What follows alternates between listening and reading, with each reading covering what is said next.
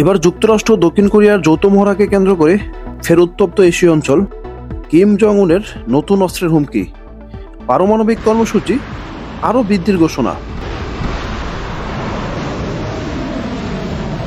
যুক্তরাষ্ট্র দক্ষিণ কোরিয়ার চলমান যৌথ সামরিক মহড়াকে শত্রুতামূলক অভিপ্রায়ের বহিঃপ্রকাশ বলে উল্লেখ করেন উত্তর কোরিয়ার নেতা কিম জং উন, এবং তিনি ঘোষণা দেন তাদের পারমাণবিক অস্ত্রভান্ডার সম্প্রসারণের গতি বাড়ানো হবে।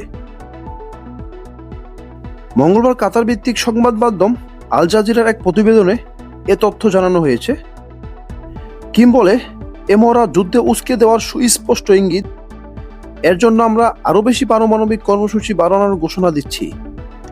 ওয়াশিংটন ও সিউল দাবি করছে মহড়াটি সম্পূর্ণ প্রতিরক্ষামূলক, কিন্তু উত্তর কোরিয়া তাদের এই দাবিকে সম্পূর্ণভাবে প্রত্যাখ্যান করেছে এবং নিয়মিতভাবে এসব মহড়াকে আগ্রাসনের প্রস্তুতি বলে এর তীব্র নিন্দা জানান।